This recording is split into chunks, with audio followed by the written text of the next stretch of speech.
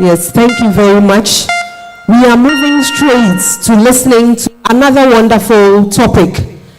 It's going to be interesting, so we know you'd stay attentively and listen to our next speaker, who would be talking on local herbs and plants in support of health, lifestyle, and well-being. To speak on this topic is the head of Department for Herbal Medicine, who has trained in KNUST and is very passionate about research on medicinal plants, standardized in formulation, then them as safe and affordable dosage forms, and influence herbal medicine policies through research. Please, ladies and gentlemen, we have Professor Isaac Kingsley Amponsah to speak on the next topic. Please, let's applaud him till he's on stage. Thank you.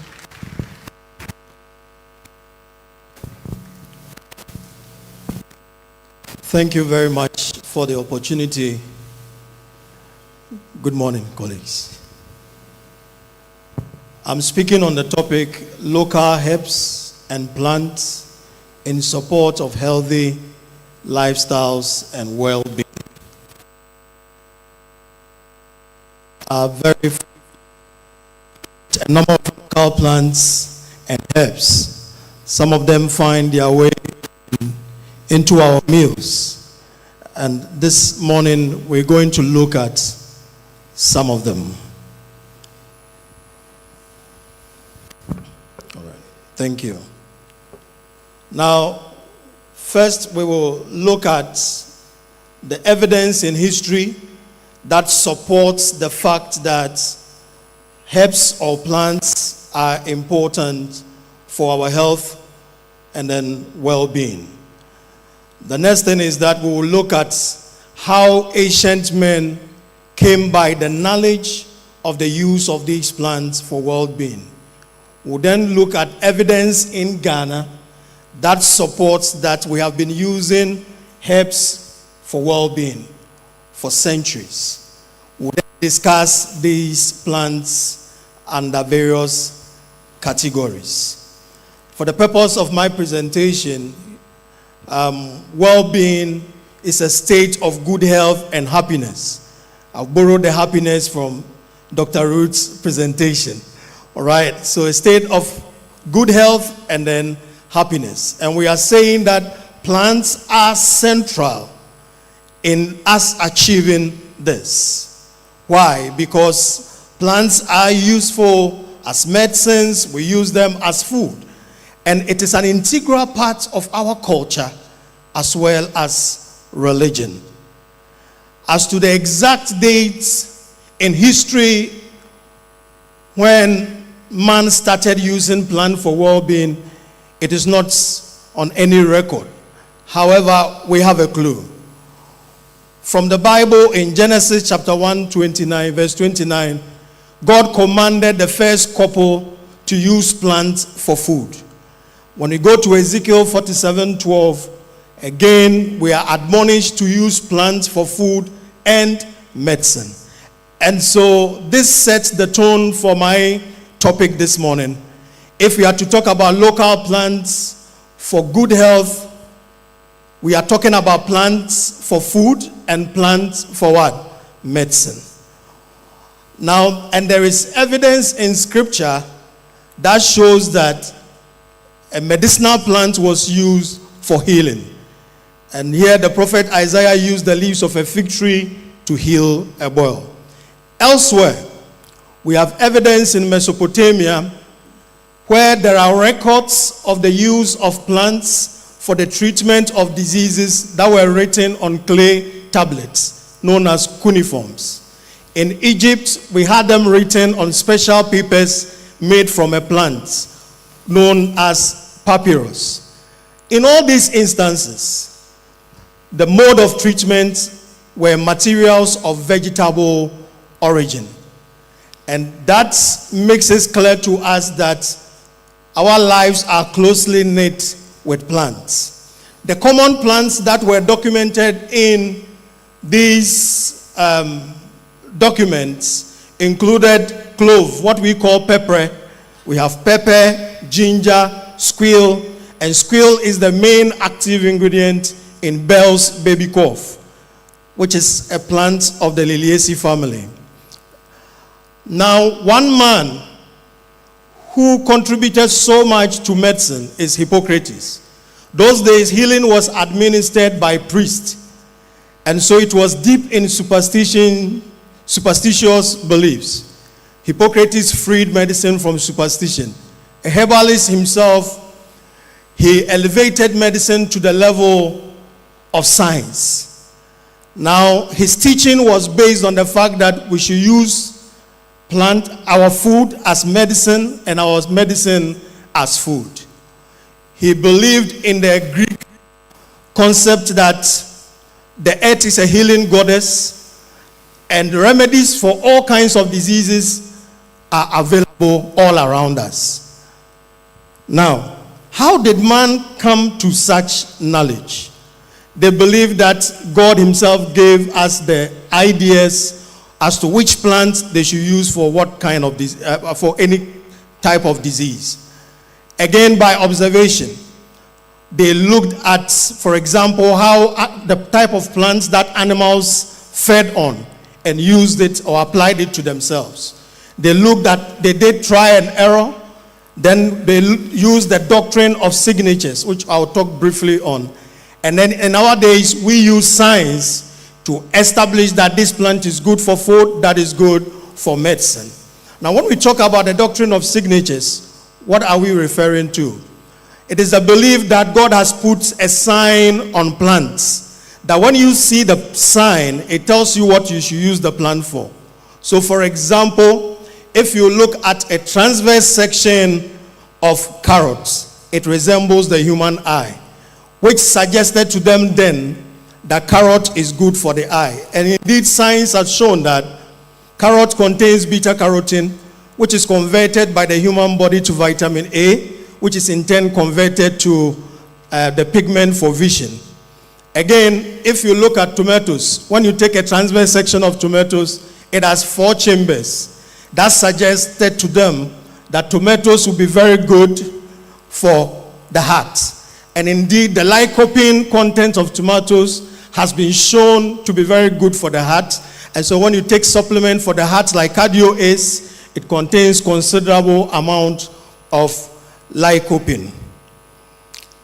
In Ghana too, we believe the doctrine of signatures apply to some of our plants. For example, most of the signature plants for malaria are all yellow. And those days when we were kids, when you urinate and it's yellow, your mother tells you you have fever. They will use fever, but I'm sure they want to say you have what? Malaria. And all the plants that are signature plants for malaria are all yellow. To some extent, the doctrine of signatures have been validated, but in some cases also it didn't yield the desired results. Now I'm coming home to Ghana. Now, in Ghana, knowledge about the use of our plants as food and medicine has been passed on from generation to generation through folklore.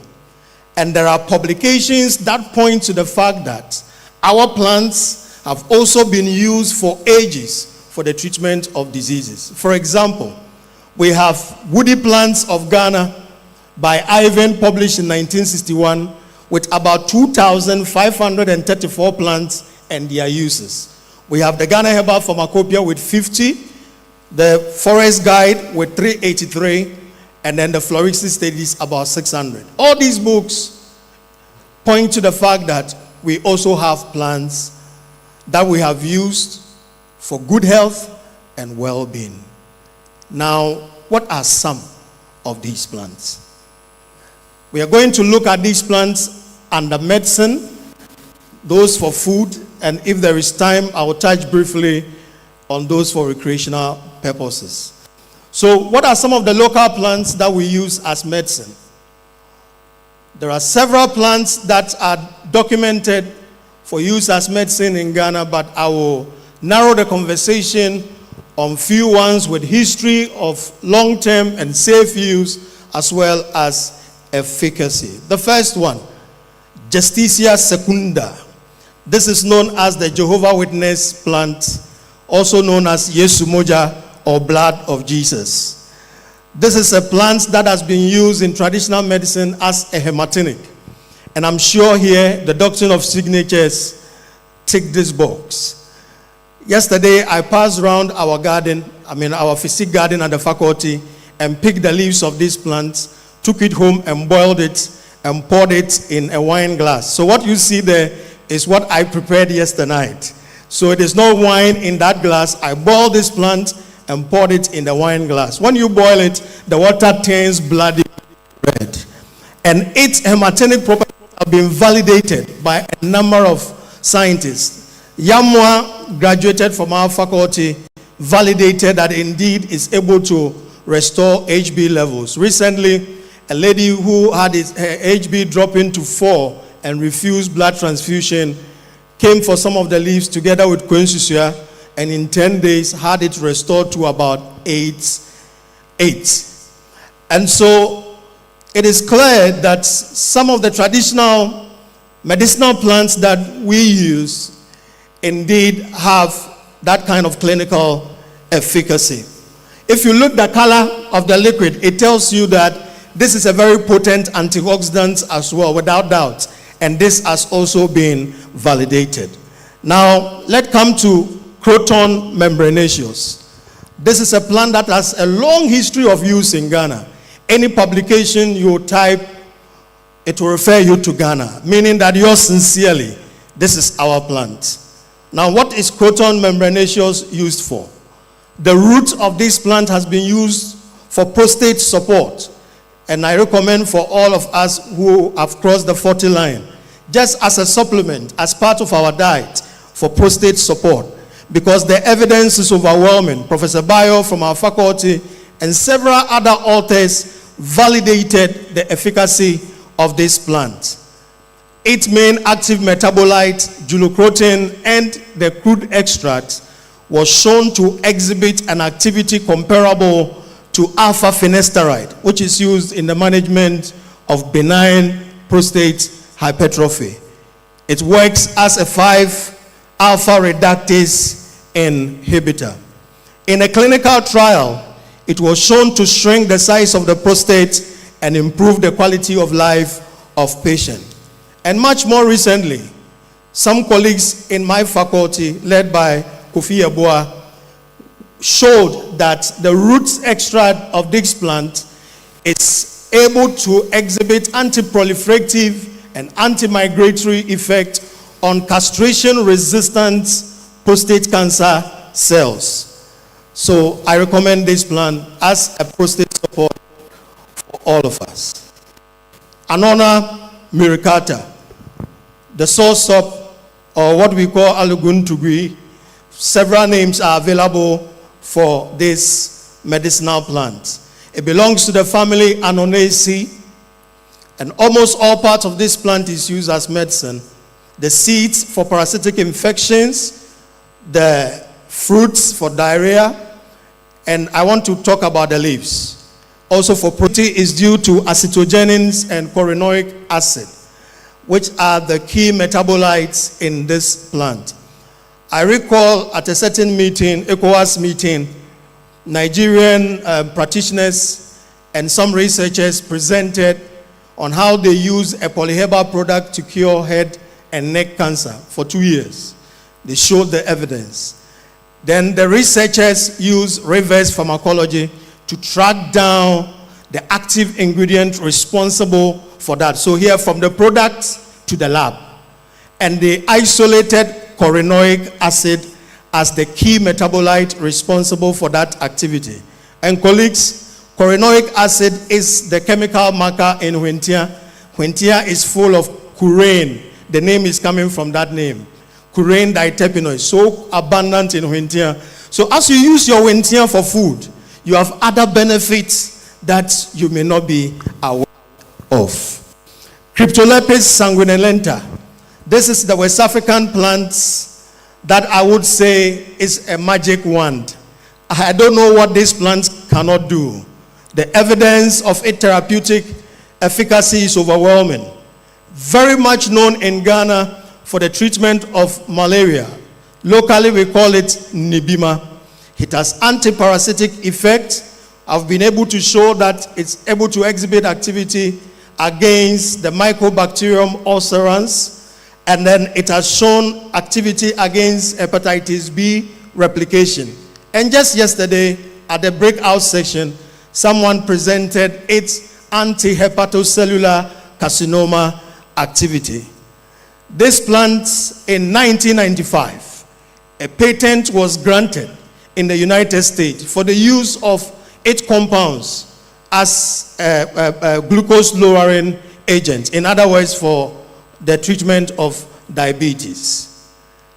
I believe that this is a West African plant that I believe that we can explore to harness a lot of its benefits. Momodica charantia, what we call nyenya, very common. Our ladies know this plant.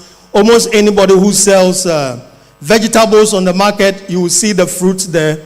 The unripe fruit, not the ripe one, is cut into pieces and eaten as a vegetable.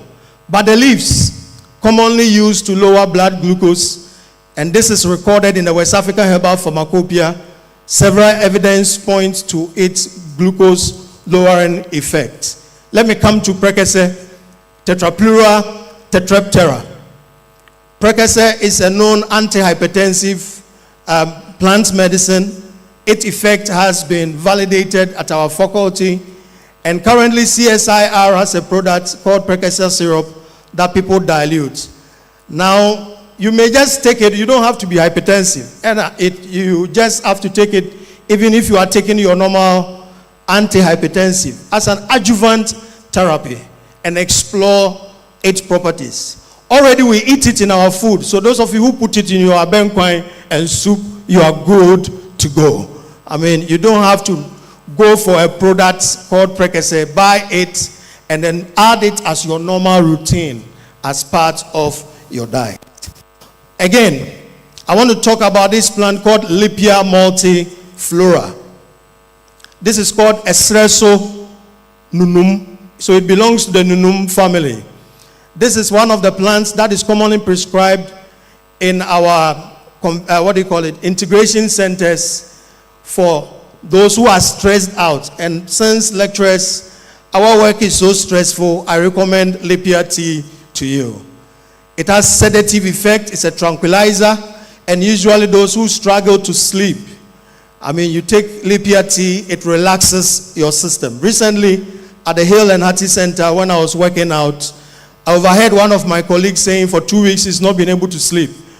And that yesterday he went to the hospital again. I said, well, having ruled out all other factors, let me give you Lipia. So the next day I gave him a box of Lipia tea. And the following week he said he was fine. So Lipia, just a tranquilizer. If you are struggling with sleep, instead of being hooked on to pharmaceuticals, you may just try Lipia tea. Tom Ford and others did a clinical trial on the tea. They gave it to patients who are known hypertensives but were not on any medication. For 4 weeks, twice a day, the systolic blood pressure reduced by 11.6 and the diastolic by 6.43. Compared to baseline, this was considered to be very significant. So for healthy lives, you just take this, not that you are using it to treat BP, but it keeps your system down. A caution on the label is that don't take it if you are hypotensive. It is a mild anti-hypertensive. For the rest of my presentation, I will just focus on few plants that, although we use them as food, but they have medicinal properties. Usually we overlook their medicinal effect. So it's just like buying one and you get another. Carica papaya, and then ananas comosis, pineapple, and then pawpaw.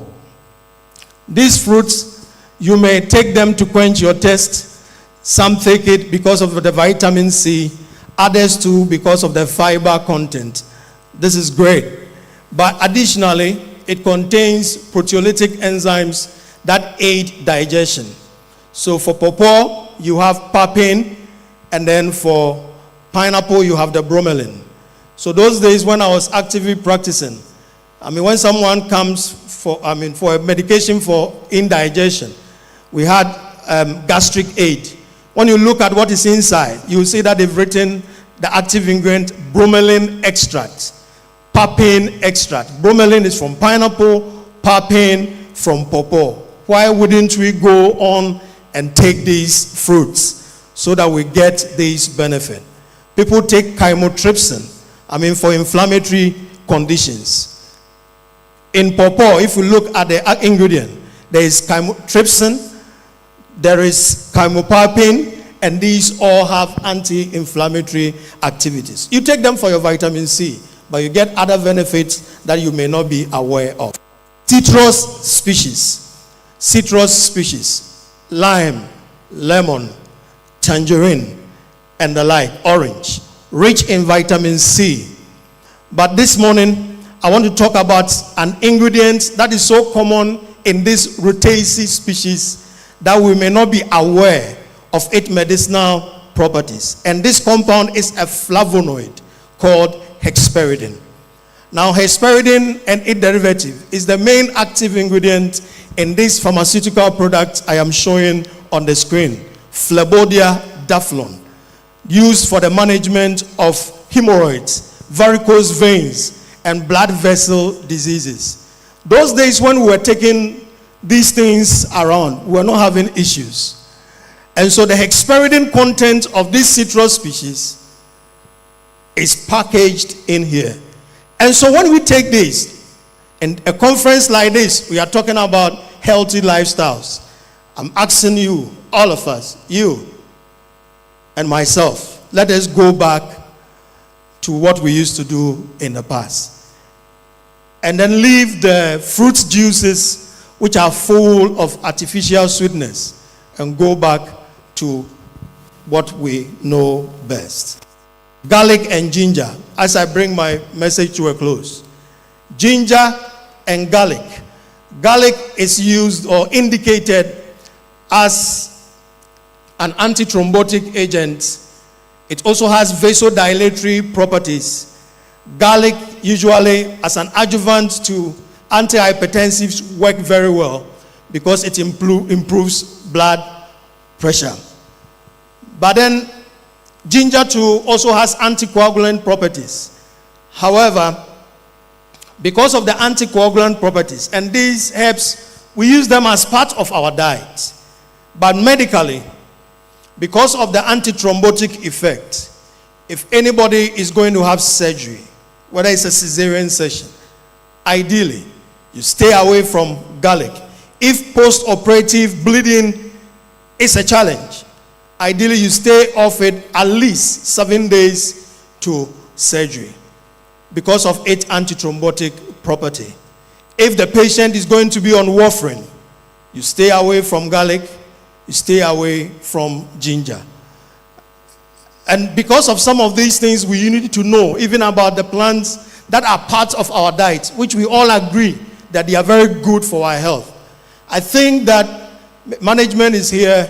We should consider incorporating a bit of phytomedicine for most of our health programs so that we will get the best outcomes for our patients, the therapeutic outcomes for our patient. All right. Then finally, most of the spices that we use are potent medicines. Turmeric, a very potent anti-inflammatory agent, good for arthritis. And the leaves of turmeric, the dried one, locally, that is what they call ati. And they use it to prepare palm oil to impart that very nice odor to palm oil. Now we have Pythium aromaticum, what we refer to as pepper, and this plant has potent antimicrobial activity and is used as a local anesthetic, especially in dental procedures. Esurisa, which is Piper guinense, also with potent anti-arthritic and anti-inflammatory properties. And our own Whentia, Xylopia ethiopica, which also has upper respiratory tract infection, be able to treat upper respiratory tract infection, also for inflammation. Then finally, on the food plants, I talk about turkey berries, Solanum tovum, which contains B-complex vitamins, as well as agents that improves our blood HB and then our red blood cells. This is very common, and I'm sure we all know its value as a hematinic. Finally, dandelion, Tarazacum officinale. We take it as vegetables, very good for diabetes, as well as other properties that are on. I end with this last slide, which I have shown some few plants on recreation.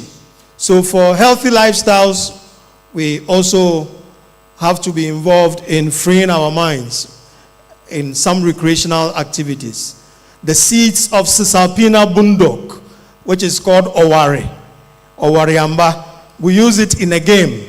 So let us go back to those old games. You free your mind with this Owariamba. Medicinally, they use the roots of this plant to treat oligospermia, but we only use it for recreational purposes, the seeds. Abrus precatorius, called Obrequeni, if you look at the seeds, they use it in making beads. So recreation, you can make some beads with this plant, and also some use it for rosary. The Catholics will use it for praying. If you look at how colorful the seeds are. The leaves is used for asthma, a renowned anti-asthmatic medication. Then monsieur, our own cannabis, and then nutmeg. Some take this product for the ephora. Nutmeg is a narcotic fruit, if you care to know. People mill it and then put it in snuff, and then they sniff it and get high as a narcotic fruit.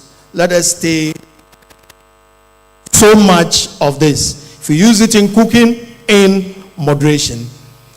In conclusion, Ghana abound in both medicinal and food plants, and like we have learned today, majority of these have unspoken benefits.